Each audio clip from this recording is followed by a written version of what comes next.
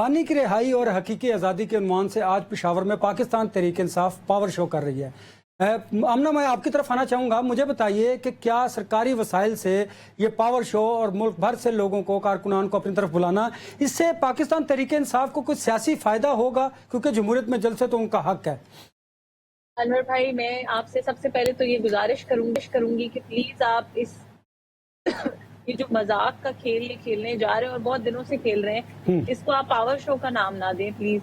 क्योंकि power show ना इनको करना आता है, ना इन्होंने किया है। 4 बंदे नहीं निकलते हैं इनके अपने आप को। मैं पहले बता चुकी हूँ, फर्स्ट हैंड इंफॉर्मेशन, ये कोई मेरा तज्जिया नहीं है, ये मेरी कोई ख्वाहिश नहीं है, ये मैं आपको फर्स्ट हैंड इंफॉर्मेशन दे रही हूँ कि इनके जो अपने मेंबर्स ऑफ पार्लियामेंट हैं जो हमारे साथ बैठते हैं असेंबली के अंदर, वो खुद बड़ी कन्वीनियंटली कमेंट कर रहे होते हैं कि जी अब क्या मुसीबत आ गई है, फिर से जलसे की कॉल आ गई है और आपस में बाकायदा डिस्कशंस हो रही होती हैं। हमने इस पे भी मेरे पास एक खबर है, लेकिन वो क्वेश्चन मैं साथ साहब से पूछूंगा। मेरे से ना पूछो, वो मैं साथ साहब से पूछूंगा कि मेरे कोलीग्स हैं, मेरे फ्रेंड्स हैं, तो मैं उनका नाम यहाँ पे नहीं ले सकती, लेकिन बाकायदा लोग ये आपस में सोच रहे होते हैं कि ये बताएं कि जी आज क्या बहाना करें कि इस बार के जलसे में ना जाना। तो पीटीआई और सुन्नी इत्तेहाद काउंसिल, पता नहीं नाम इनका क्या है, अभी तक तो यही नहीं पता चल सका, लेकिन बहरहाल जो भी कोई ये कल्ट है इनका, they are finished and they need to accept this. और बैरिस्टर साहब जैसे लोगों के साथ मैं अफसोस भी कर सकती हूँ, उनके गम में शरीक भी हो सकती हूँ, लेकिन इस हार्श रियलिटी को एक्सेप्ट करना पड़ेगा, मानना पड़ेगा कि जी अब हमारी एक कोई किसी जमाने में एक जमात होती थी, एक गिरोह होता था जो आवाम को वरगलाने का काम किया करता था, लेकिन अब वो गिरोह जो है वो खत्म हो चुका है और अब आवाम को भी समझ आ चुकी है और अब इनकी जो कुछ ये करते रहे ये दोबारा नहीं हो सकता। तो इसलिए ये कहना कि ये पावर शो करने जा रहे हैं, ये क्या पावर शो करने जा रहे हैं? 9 मई को भी ये पावर शो करने निकले थे, आवाम के ऊपर, आवाम को वरगलाना, गलत काम करना, पाकिस्तान की सालमियत के ऊपर हमले करना, पाकिस्तान का मजाक उड़ाना पूरी दुनिया में। मुझे बताएं, बैरिस्टर साहब सामने बैठे, मेरा इनसे सवाल है ये कि मुझे बताएं क्या पाकिस्तान, मुझे क्विकली जरा सरदार साहब की तरफ जाना, मैं फिर बैरिस्टर साहब की तरफ आऊंगा। मुझे सिर्फ सरदार साहब से पूछिएगा। सरदार साहब ये फरमाइएगा कि सरकारी वसाइल और पाकिस्तान तहरीक इंसाफ का जलसा, पूरा पाकिस्तान तकरीबन सैलाब में डूबा हुआ है, मुनासिब वक्त था, इससे उन्हें कोई पॉलिटिकली फायदा होगा?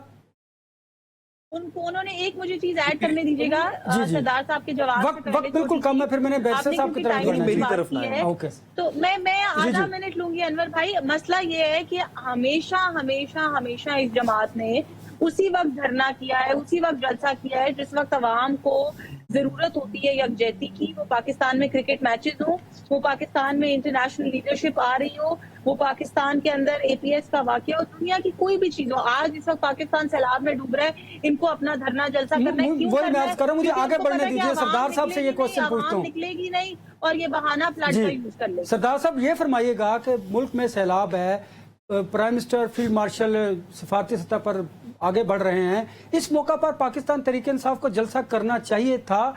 क्या इस जलसे से उन्हें कोई पॉलिटिकल फायदा होगा या मजीद वो दीवार की तरफ बढ़ेंगे? लेकिन जाहिर सी बात है, जलसा तो इनको नहीं करना चाहिए था, पर इनको इन चीज़ों से कोई फर्क नहीं पड़ता कि पाकिस्तान की आवाम इस वक्त किस चीज़ से गुजर रही है या पाकिस्तान की जो इंटरनेशनल इंटरेस्ट है वो तो, बल्कि इनकी कोशिश ही ये होती है कि पाकिस्तान की जो इंटरनेशनल इंटरेस्ट है उसको किसी न किसी तरह सैबोटाज करने की ये कोशिश करें। पाकिस्तान के जो इंटरनेशनल जो माजी में भी पीटीआई ने कोई कसर नहीं छोड़ी उनको नाराज करने में। कभी IMF को खत लिख देते थे कि हमें मजीद सपोर्ट ना करें, कोई क्रिकेट टीम आ रही हो तब इनको धरना करना होता है, कोई फॉरेन डेलीगेशन आ रहा हो तब इनको इस्लामाबाद में धरना करना होता है। इट्स वेरी अनफॉर्चुनेट, और ये कभी भी अपनी गलतियों से नहीं सीखते। और जाहिर सी बात है, बैरिस्टर साहब फिर बोलेंगे कि इस तरह की नॉन सीरियस बातें ना करें, बट इससे बंदा और क्या मतलब डिड्यूस कर सकता है कि जहाँ पे भी इनको मौका मिलता है पाकिस्तान के घुटने पे वार करने का, कुल्हाड़ी मारने का, तो ये उसको उस मौके को नहीं छोड़ते, बल्कि सैलाब की बिल्कुल जो पीक सैलाब से मुतासिर हो रहा था पाकिस्तान, तो इन्होंने कालाबाग डैम की बातें फिर से करना शुरू कर दी इनके चीफ मिनिस्टर ने, विच इज़ वेरी अनफॉर्चुनेट। अभी रिसेंटली हमने जो कैनाल इशू है बड़ी मुश्किल से उससे नेविगेट करके हम बाहर निकले, और जो वफाकी हुकूमत है वी अप्रिशिएट कि उन्होंने फिर बैक ऑफ किया अपने स्टांस से कनाल के इशू पे। उसके बाद फिर ये इन्होंने अली अमीन गंडापुर साहब है बीइंग सीएम, सिर्फ पीटीआई के अगर मेंबर होते तो शायद इतना बड़ा इशू शायद ना होता। कहना तो खैर किसी को भी नहीं चाहिए, but being the chief minister of a province Kalabagh dam, इन्होंने फ्लड के दौरान बात, और इनको इतनी भी अकल नहीं है कि जो फ्लड्स है उससे कालाबाग डैम को कोई लेना देना ही नहीं है, क्योंकि ऑब्वियसली जो फ्लड्स है ये ईस्टर्न जो हमारा रिवर सिस्टम है इंडस का, वहां से पानी आ रहा था। कालाबाग डैम तो करीब भी नहीं आता इन 3 रिवर्स की जहाँ पे पानी छोड़ा गया था इंडिया की तरफ से। तो मजीद दीवार से क्या इनको लगाया जाए।